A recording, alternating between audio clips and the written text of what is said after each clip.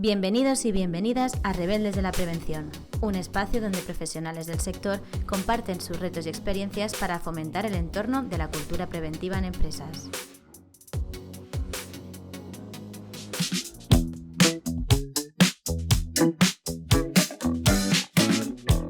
Bienvenidos a un nuevo episodio de Rebeldes de la Prevención. Hoy exploraremos un tema fascinante y relevante en el ámbito de la seguridad laboral: la tecnología. Inteligencia artificial, sensores, realidad virtual y aumentada, robots, exoesqueletos. Nos permitirán abordar retos preventivos como los trastornos musculoesqueléticos, la ergonomía, el edadismo, el género y la importancia de la colaboración público-privada en proyectos innovadores. Tenemos el placer de contar con Mercedes Sanchís, la directora de Innovación y Bienestar Laboral del Instituto de Biomecánica de Valencia. Mercedes es una experta destacada en su campo y ha desarrollado soluciones innovadoras que nos explicará en detalle. Tal y como ella afirma, en el año 2023 la digitalización se ha vuelto imprescindible para garantizar la seguridad laboral. Prevenir accidentes y enfermedades profesionales pasa por la digitalización. Solo con herramientas digitales conseguiremos un entorno laboral más seguro y saludable para todos. Empecemos. Bienvenida, Mercedes. Muchísimas gracias. Mercedes, nos gustaría conocer un poquito más sobre tu experiencia, sobre tu trayectoria en el campo de la seguridad y salud laboral. ¿Podrías contarnos un poquito cómo te involucraste en esta área? Sí, pues fue un poco, realmente yo cuando entré al Instituto de Biomecánica de Valencia me dedicaba al ámbito del deporte, empecé a investigar en temas de, bueno, a mí me apasiona el deporte, entonces estaba muy alineado con mi profesión y mi hobby, entonces empecé a trabajar en investigar pues cómo tenían que ser los productos deportivos, pavimentos deportivos, etcétera, para aumentar, maximizar el rendimiento, garantizando la salud de los deportistas, ¿no? Que no se lesionaran, etcétera. De ahí pasé a la parte de promoción de la salud, de hábitos de vida saludable, deporte saludable, etcétera. Y de eso me llevó a promoción de la salud en el trabajo y de ahí a seguridad y salud en el trabajo. Entonces fue una evolución bastante bonita, la verdad, porque yo no conocía el mundo de la seguridad y salud en el trabajo. Ahora es un mundo que me apasiona. Llegué por la parte, digamos, de promoción de la salud, pero bueno, ahora estoy en la parte de prevención y concretamente la parte de ergonomía, que es lo que hacemos nosotros. Y encantada, vamos. Qué bien. Por lo que comentas, empezaste en el campo de la promoción de la salud, que muchas veces las organizaciones empiezan como por la otra parte, la de prevención de riesgos laborales, ¿no? Entonces, Sí, sí, está no, muy bien, porque históricamente el IBV sí que llevaba muchos años trabajando en temas de seguridad y salud, pero digamos que lo llevaba otra persona, era la que se encargaba de llevar la parte de prevención y yo llevaba la parte de promoción de la salud. Pero cuando se fusionaron esas dos, cuando ya se fusionaron esas dos partes, porque la persona que llevaba la parte de prevención se cambió de puesto dentro del centro, pues fue cuando ya integramos las dos partes, la parte de prevención y la parte de promoción. Pero en el IBV llevamos más de 40 años ya trabajando en la ergonomía, sí, sí. sí, ahora que comentas la trayectoria y los 40 años de Mm. existencia del IBV, está muy bien que pongamos el foco en el instituto. ¿Podrías explicarnos en qué áreas clave vinculadas a la seguridad y salud en el trabajo estáis actualmente trabajando? ¿En qué líneas estratégicas? Sí, pues en los últimos 2 años hemos puesto mucho el foco en el enfoque de género, es decir, en la integración del enfoque de género en la adecuación ergonómica de puestos de trabajo, EPIs, ropa laboral, máquinas, herramientas, etcétera. Y ahora también nos estamos centrando mucho en la edad, ¿no? Nos estamos haciendo mayores, las organizaciones están viendo que sus trabajadores están envejeciendo, en muchos casos no encuentran reposición y estos trabajadores y trabajadoras pues ya posiblemente en algunos casos tienen algún tipo de discapacidad física o de pérdida de capacidades, en algunos casos también por los puestos de trabajo que han ocupado durante mucho tiempo. Entonces estamos acompañándoles, investigando y acompañándoles en cómo rediseñar esos puestos de trabajo o cómo desarrollar elementos que les puedan ayudar a realizar estas tareas. Y después, por otro lado, también estamos muy centrados en la aplicación de las nuevas tecnologías en la ergonomía, pues inteligencia artificial, realidad virtual y, por supuesto, exoesqueletos, que es el tema un poco de moda, ¿no? Últimamente. Genial. Ahora nos hablabas de las tecnologías, los proyectos que estáis priorizando, pero nos encantaría conocer algún proyecto en el que estéis trabajando actualmente, pero a nivel de ejemplo, que nos lo pudieses explicar con un poquito más de detalle, ¿no? Y que tú creas que pueda tener un impacto significativo en el área de prevención de riesgos laborales. Sí, pues a mí hay un proyecto que me gusta mucho porque es bastante transversal, que es un proyecto que hicimos con Bimbo México, en el que ellos querían desarrollar un exoesqueleto instrumentado, es decir, un exoesqueleto que no solo protegiera a sus trabajadores y trabajadoras, sino que además tuviera una serie de sensores que les permitiera conocer el nivel de carga física a la que están expuestas estas personas durante su jornada laboral, ¿no? Y poder tener a ir acumulando esa información.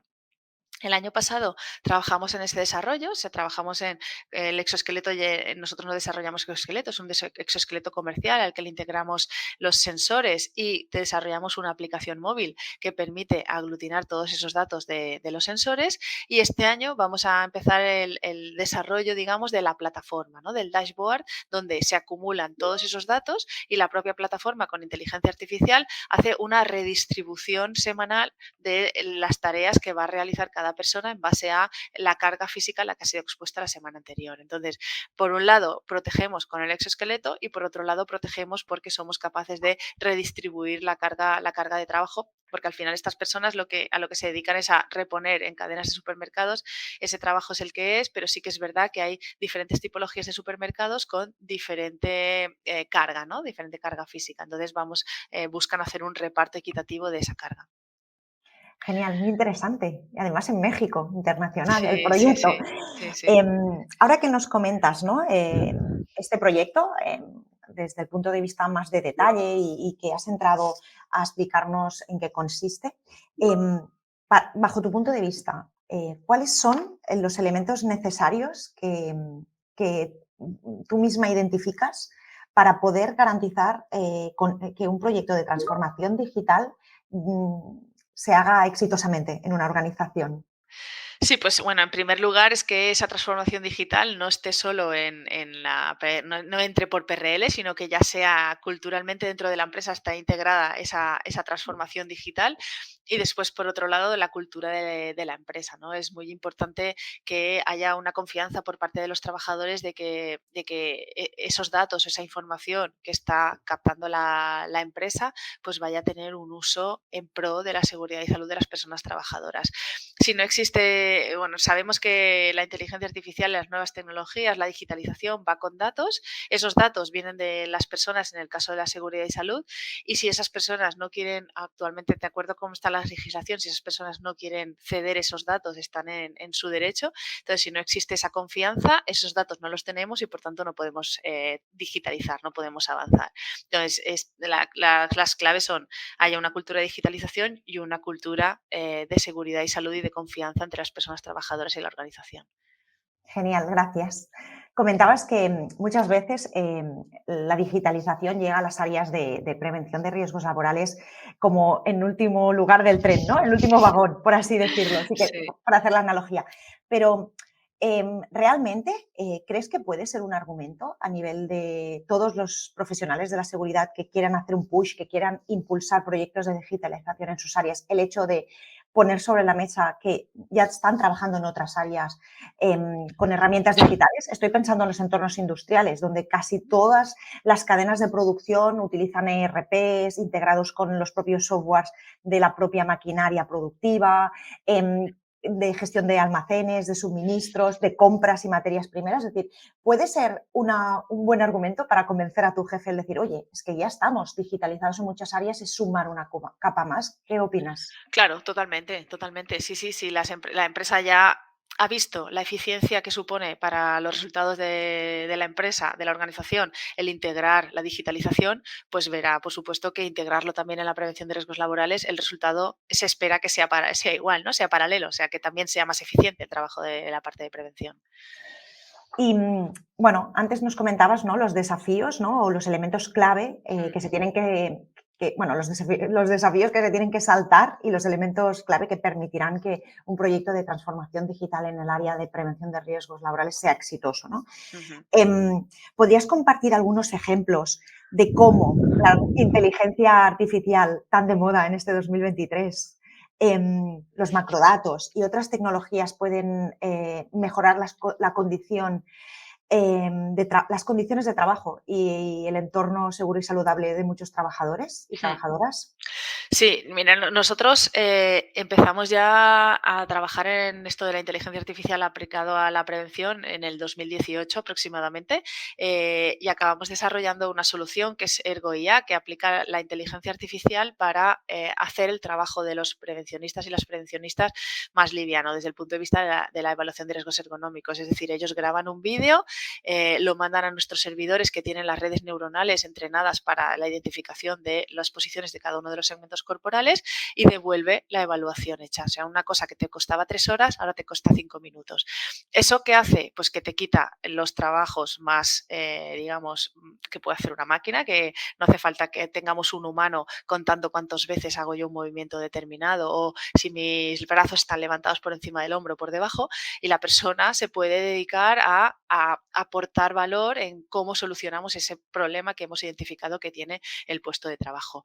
Una vez desarrolladas esas redes neuronales, pasamos a una segunda fase que ya es, sí que estamos implementándolo en una empresa del sector de la automoción, que es que integramos cámaras. Por eso te digo que ahí la compartición de los datos es clave. Integramos cámaras en el puesto de trabajo, también con redes, con las mismas redes neuronales un poquito más avanzadas, porque la IA ya sabéis que avanza a velocidades Por segundo, rayo cada por segundo. segundo, exacto, cada día ha evolucionado. Entonces utilizamos esas redes neuronales evolucionadas con cámaras posicionadas dentro del puesto de trabajo que enfocan directamente al trabajador e identifica, porque en esta empresa tenían un problema y era que tenían un ingrávido para hacer un apriete de un tornillo. Entonces los trabajadores, cuando ya digo trabajadores porque eran hombres principalmente, cuando ya llevaban mucho tiempo en ese puesto de trabajo, lo hacían únicamente con una mano. ¿Qué pasa? Que cuando llegaba al par máximo daba un latigazo y entonces estaban aumentando el número de lesiones de hombro.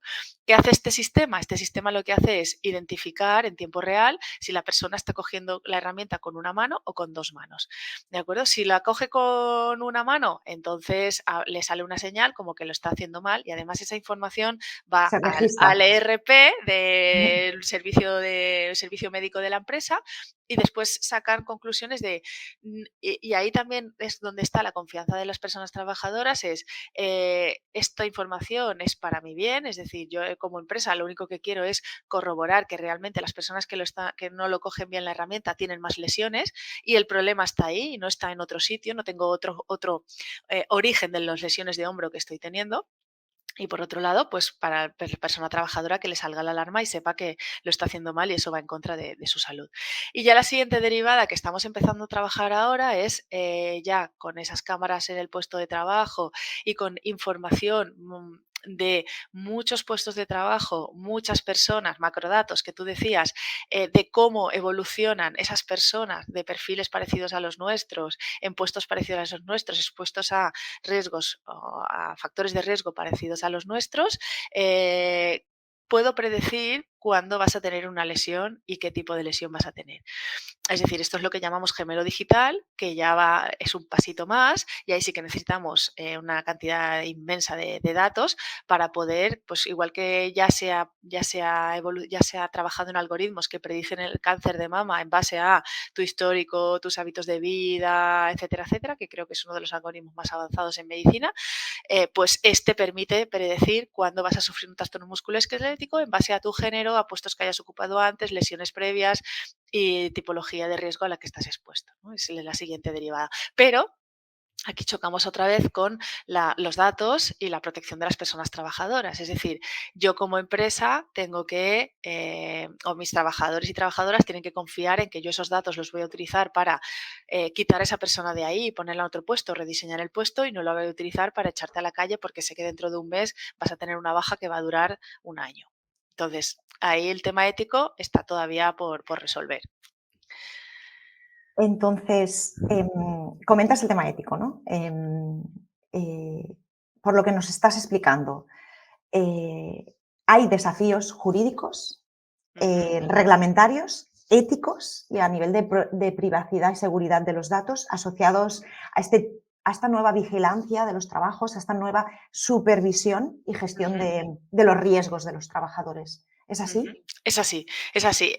A ver, históricamente ya nos hemos dado cuenta, hace mucho tiempo, que hacer una evaluación de riesgos ergonómicos hoy con un trabajador o con una trabajadora, cuando ese puesto lo ocupan 5 o 6 personas con antropometrías totalmente diferentes, que el nivel de riesgo puede ser totalmente diferente, eso no nos sirve. O sea, eso no nos permite.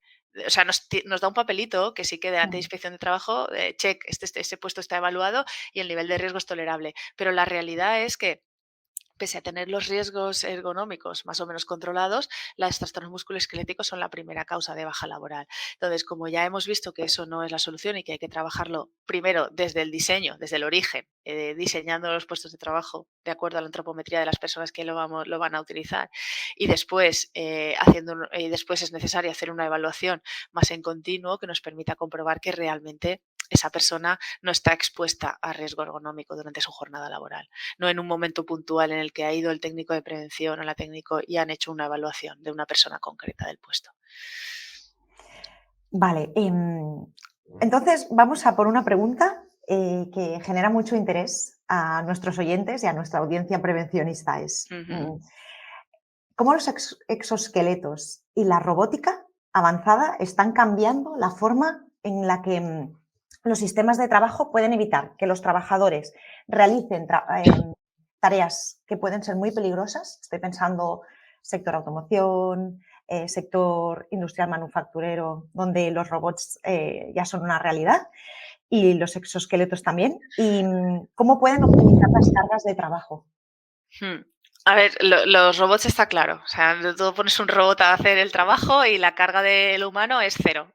Entonces, los robots está claro. O sea, ojalá yo como trabajadora de la parte de prevención en ergonomía, ojalá mi trabajo se acabara mañana, es decir, que no hubiera ninguna persona expuesta a cargas físicas tan elevadas que supusiera un riesgo de trastorno musculoesquelético para ellos. Las personas podemos aportar mucho más valor que ese. Dicho esto, los robots evidentemente quitan todos los riesgos desde el punto de vista ergonómico, claro. Después están los robots colaborativos, los cobots, que, bueno, como su nombre indica, colaboran con la persona para realizar aquellas tareas que implican mayor carga. En las primeras generaciones de los cobots no tuvieron mucha aceptación porque el hecho de que pudiera interactuar con la persona hacía que tanto los movimientos como las fuerzas que podían realizar eran los movimientos bastante lentos y la fuerza no muy elevada porque podía haber un accidente por problemas de seguridad. Ahora es verdad que han evolucionado bastante y que ya sí que puede haber una interacción y los robots se detienen si hay una persona cerca, etcétera. Entonces han evolucionado y sí que están incorporándose más a las empresas para ciertas tareas concretas. Ahí también eliminamos ciertas tareas que serían las más tediosas o las de mayor carga y por tanto mejoraríamos la salud. Y después en los exoesqueletos, pues son el último eslabón de los robots, diría, y todavía falta mucho por evolucionar. Yo soy una defensora de estos dispositivos en el futuro, pero es verdad que ahora mismo hay muchos productos en el mercado, muchos son fase prototipo todavía y no existe ningún sistema de certificación o de validación de que ese exoesqueleto está funcionando correctamente y está realmente reduciendo la carga física de las personas trabajadoras, más allá de los estudios que vamos haciendo desde universidades, centros tecnológicos como nosotros, las propias empresas. Y además, las metodologías actuales de evaluación de riesgos ergonómicos no incorporan el exoesqueleto como variable. Es decir, yo no puedo decir mi riesgo ergonómico por manipulación de cargas es X y si le coloco un exoesqueleto es X menos Y. No, eso no existe todavía. sí que desde los comités de normalización estamos empezando a trabajar en eso, en incorporar esa variable EXO para poder disminuir el riesgo, para poder ver cómo disminuye el riesgo ergonómico, pero también es necesario para eso trabajar en una certificación de este tipo de dispositivos para garantizar que el que salga al mercado realmente es eficiente desde el punto de vista de garantizar o de reducir la carga física de los trabajadores y trabajadoras. Ahora que comentabas este tema de los exoesqueletos y la necesidad de establecer una estandarización y un certificado que avale pues, que se puede utilizar y que cumple con unos estándares de calidad, de seguridad y que son para los que está concebido, ¿no? Sea cual sea el dispositivo. Me estaba preguntando, ¿se consideraría un híbrido entre equipo de protección individual, maquinaria de trabajo, ¿no? Porque, claro, estaba yo ahora como reflexionando en torno de esto, ¿no? También se abre este campo, ¿no? Como Sí, de definición y de redefinición en 2023 y más adelante de sí. los nuevos dispositivos. Sí, pues es posible que cuando sí que exista ese certificado de que realmente te protege de la carga física de tu puesto de trabajo, se pueda considerar un EPI y ahí entramos otra vez en que se requeriría la certificación. En el caso de maquinaria, solo sería, bueno, exoesqueletos hay 3 tipos, Sí. digamos, exoesqueletos activos que llamamos, que son los que se usan en la parte médica, en la parte de salud, que son los que hemos visto para personas con discapacidad que no pueden andar y se meten dentro del exo y es el exo el que hace todo el movimiento, que va con Ujú. actuadores, etcétera. Exoesqueletos semiactivos, que sí que tienen actuadores, pero hay una parte de fuerza que realiza la persona, y exoesqueletos pasivos, que son los más, en el ámbito laboral, los que están más extendidos, ¿no? Los pasivos no tienen ningún tipo de actuador, ningún tipo de máquina ni nada, entonces se consideraría un EPI y ya está. Los activos, sí, los semiactivos, perdón, que también se usan en el ámbito laboral, sí que tendrían que cumplir con el Real Decreto de Maquinaria, porque sí que la parte de seguridad es importante. Vale, y llegados a este punto que ya planteabas un desafío como es el de la estandarización y la certificación, em, quiero poner el foco en un punto controvertido, ¿no? Existen bastantes limitaciones o retos para su implementación, ¿no? ¿Podrías mencionar algunos desafíos en los que hay interacción entre sistemas, trabajadores, aspectos psicosociales, organizativos? Porque sabemos que suelen ser suelen estar bastante presentes estos momentos de dolor a nivel de implementación. Sí, en la parte de exoesqueletos te refieres. Sí, Ah, sí, a ver, la parte psicosocial yo no la trabajamos, entonces no me atrevo a que puede venir nada. cualquier experto en psicosocial y, y tirarme de las orejas. Entonces la parte psico no la controlo, Vale, pero el principal reto ahora mismo en la parte de integración de este tipo de dispositivos. Bueno, las empresas, las organizaciones que lo están integrando, bueno, se encuentran problemas de todo tipo. Aquellas que lo han usado durante más tiempo, el principal problema que han encontrado son problemas, los exoesqueletos estos que no son los flexibles que te comentaba antes, llevan una serie de barras metálicas, etcétera. Entonces, eso coarta en algunos casos los movimientos, chocan con otros elementos porque está fuera digamos, tu cuerpo. Entonces, todo aquello que está por fuera de tu cuerpo no claro, controla las la dimensiones. proporción, ¿no? La proporción. Exacto, y pueden chocar con otros elementos, les da mucho calor, entonces han encontrado diferentes problemas. Desde el punto de vista, digamos, biomecánico, desde el punto de vista de nuestro campo de actuación, el principal reto es saber cuánto tiempo lo pueden usar durante su jornada laboral y cuánto tiempo longitudinalmente lo pueden usar, porque no hay Vale. ningún estudio longitudinal que nos demuestre si realmente esto a largo plazo va a tener alguna consecuencia sobre la musculatura, por ejemplo, o sobre Ujú. las articulaciones. Es decir, las fajas cuando se empezaron a usar eran una maravilla y después se concluyó que no era tan bonito como lo pintaban, ¿no?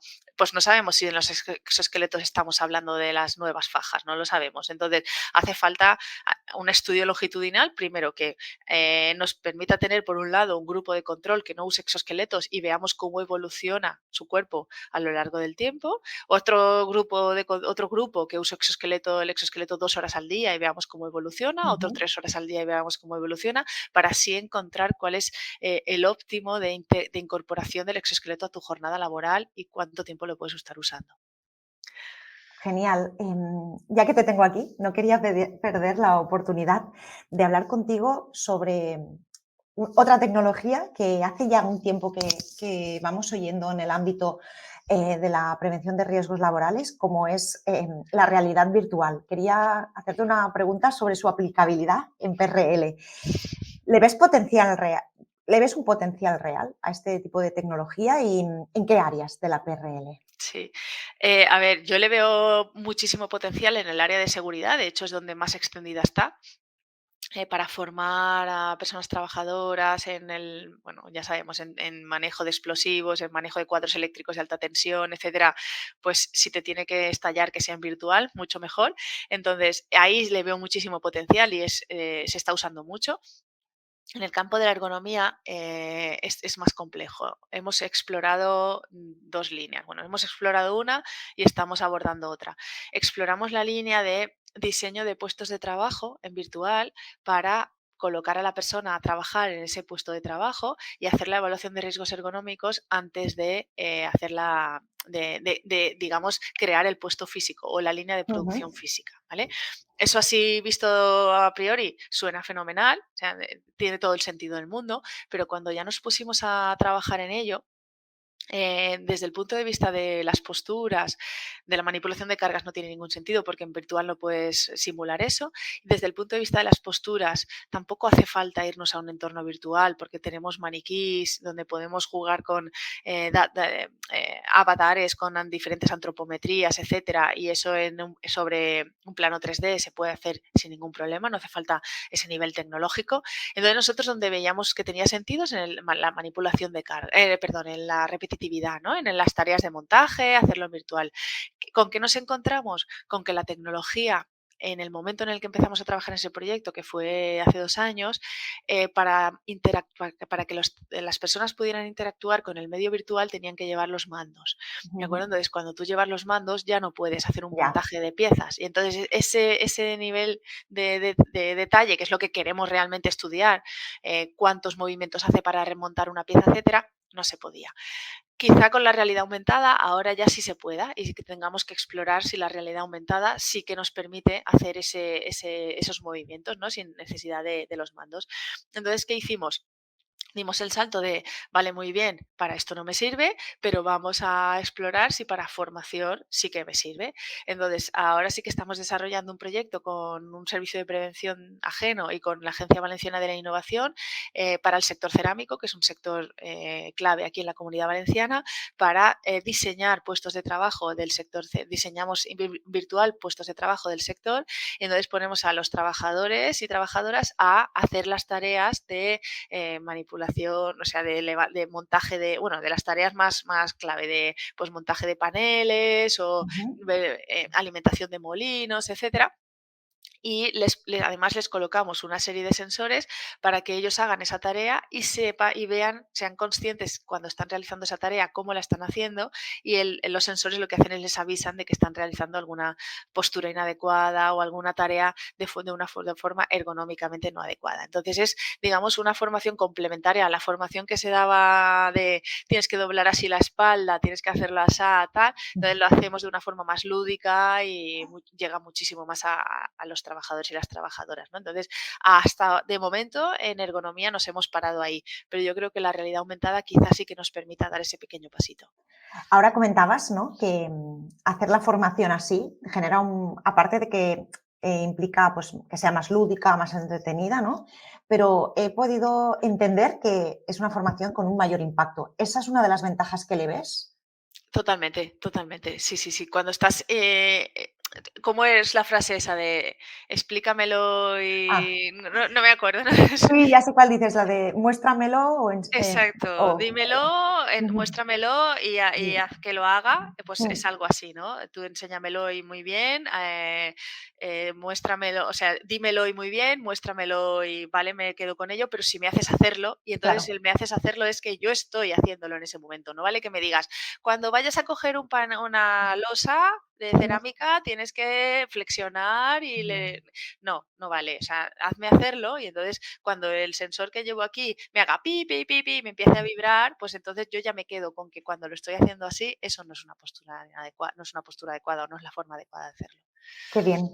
Pues, llegados a este punto que nos comentas también, por ejemplo, ¿no? Que estabais colaborando con el me parece que has dicho el Departamento de Innovación del Gobierno valenciano en un servicio de La prevención, Agencia Valenciana de Innovación, eso, la sí, sí, Agencia sí. Valenciana de Innovación y un servicio de prevención ajeno, ¿no? Ujú, Veo que tanto en este proyecto como en el anterior que nos comentabas con Bimbo México, ¿no? Y mm, con otros que nos has ido ejemplificando, la colaboración, el trabajo colaborativo es esencial, ¿no? Para impulsar la innovación. Es decir, sí.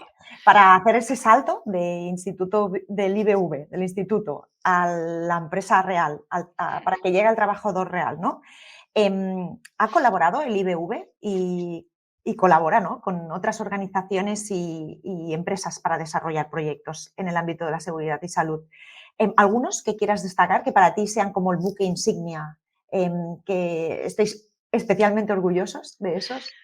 Pues, a ver, los proyectos género y labogénero, que son lo que te comentaba antes, que son para avanzar, ¿no? En la incorporación del enfoque de género en la adecuación de entornos, puestos de trabajo y EPIs, etcétera, han sido financiados por el Instituto Valenciano de la Competitividad Empresarial, o sea que ellos nos apoyan para hacer esa innovación o esos avances, para ir un pasito por delante de las empresas y después llevárselo a las empresas. Es decir, nosotros como centro tecnológico, digamos que somos un escalón intermedio entre la universidad y la empresa, ¿no? La universidad hace investigación básica y nosotros cogemos todo eso que hacen ellos y lo transformamos en algo que les es útil a las empresas, que al final lo que queremos es Claro, que les la llegue, ¿no? aplicabilidad, ¿no? Exacto. El que llevamos con la Agencia Valenciana de la Innovación y después colaboramos con muchísimas empresas. Por ejemplo, ahora estamos trabajando con Repsol para desarrollar elementos que ayuden a los repartidores de bombonas de butano, porque al final a veces, o sea, en el sector industrial es relativamente sencillo rediseñar un Ujú. puesto de trabajo, es un puesto fijo, con unas piezas fijas, siempre son las mismas, pasa la pieza, entonces más o menos podemos hacer un diseño estándar, ¿verdad?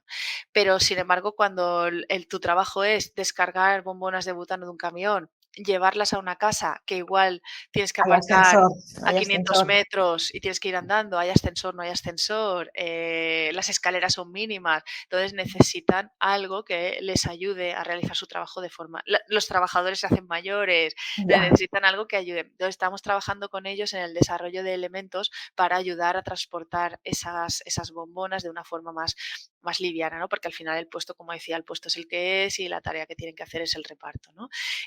Hemos trabajado con FCC también en la mejora ergonómica de los elementos de barrido, de peón de barrido, para barrer, limpiar las calles, el carrito, etcétera. No sé, en la mejora pues hemos trabajado con Mercadona en la mejora de las cajas que hay actualmente en todos los supermercados. O sea que hemos trabajado con muchísimas empresas, tanto grandes, que son las que estoy nombrando, como pymes, que son más pequeñitas y bueno, más modestas, pero también les ayudamos a mejorar sus puestos de trabajo. Y además colaboramos con el Instituto Nacional de Seguridad y Salud en el Trabajo, con la Agencia Europea y estamos en asociaciones como colaboramos con AESPLA, que es la Asociación de Servicios de de Prevención prevención. Propios, PR la Innovación y con asociaciones de profesionales como AEPSAL, Muy como la bien. Asociación Española de Ergonomía. O sea que allí donde se hable de ergonomía, nosotros intentamos apoyar y ayudar. Genial. Y bueno, ahora ya estamos acabando. La verdad es que tengo que agradecerte tu participación porque muchas veces cuando hablamos de tecnologías, iniciativas de digitalización, exoesqueletos, inteligencia artificial, nos queda como en un plano muy teórico y Mm, creo que a muchos nos ha ayudado tu participación a bajarlo al nivel práctico, a ver cómo genial. se están aplicando esas mejoras, cómo estáis llevándolas en el día a día y cómo pretendéis medirlas para saber si van a tener un impacto como el que esperáis, ¿no? Y sobre todo a largo plazo, que nos comentabas. Estamos en un punto en que nos encanta preguntar a nuestros speakers y a la gente que invitamos en el podcast que nos recomienden un libro. Puede ser de temas vinculados a la seguridad y salud en el trabajo o no, o en este caso a la ergonomía o al bienestar laboral. Puede ser, pero no tiene por qué. Es decir, uno que tú hayas pensado para recomendarnos, Mercedes. Pues yo creo que un libro que me impactó mucho fue Un mundo feliz me lo tengo que apuntar, el Aldous Huxley, que es Sí, un libro increíble increíble. de ciencia ficción en su momento, porque es del siglo pasado y en su momento es ciencia ficción, y ahora cada vez lo vemos como ciencia ficción quizá el mundo que plantea, pero no como ciencia ficción la tecnología que plantea, ¿no? De generación de embriones, etcétera. Entonces hace un planteamiento que a mí de verdad para la época en lo que él escribió me Súper parece que visionario. vale mucho la pena. Y después hay uno que también desde el punto de vista, no de prevención, pero desde el punto de vista tanto profesional como personal me ayudó, que son Los 7 hábitos de la gente altamente eficiente, que también lo recomiendo muchísimo porque es verdad que está escrito pues muy con ejemplos y tal, pero que te hacen ver pues que puedes ser más eficiente sin necesidad de ir tan estresado, ¿no? Es un poco, me gustó mucho, es muy práctico. ¿Y algún invitado que tengas en mente para que podamos fichar para un episodio del podcast? Pues la verdad es que como no sé a quién habéis entrevistado, Lánzate. ya, Aunque, pero bueno, yo una persona que para mí fue un referente en su momento y que trabajaba muy, muy a gusto con él, pero ya está felizmente jubilado, qué bien. es Paco Marqués, del Instituto Nacional de Seguridad y Salud en el Trabajo. No sé si lo habéis entrevistado, pero bueno, No, pero lo fichamos. el planteamiento que hacía a mí me gustaba mucho y también me parecía muy accesible y muy realista todo lo que comentaba. No está tan relacionado con la ergonomía, más en la parte de promoción de la salud, pero bueno, creo que es interesante escucharle, sí. Genial. Y para terminar, te voy a pedir que resumas la conversación que hemos tenido, el podcast de hoy, Mm. en unos 15-30 segundos. Pues bueno, como resumen, pues hemos hecho un poco un barrido desde los proyectos más de investigación, digamos, más genérica, ¿no? De género, edad, etcétera, hasta la tecnología más avanzada y donde vemos desde el IBV, hacia dónde creemos que vamos desde el IBV, con todas las salvedades o todos los obstáculos que tenemos que salvar en el camino. Y que yo sigo pensando que vemos claro que la digitalización es la única manera de poder garantizar la seguridad y salud y que yo sigo reiterando que espero que me quede sin trabajo muy pronto porque la ergonomía esté más que solucionada y las personas nos dediquemos a aportar mucho más valor que nuestra fuerza física. Genial. Muchísimas gracias, A Mercedes. vosotros. Sobre todo me voy a quedar con una frase que acabas de decir ahora muy, muy breve, pero que creo que es la clave de todo. Es decir, que la digitalización es la clave de una seguridad y salud en el trabajo efectiva, sobre todo para el momento en el que vivimos, a pesar de los retos, a pesar de los obstáculos y todos los desafíos que tenemos enfrente. Mercedes, ha sido un placer tenerte hoy en el podcast, Igualmente.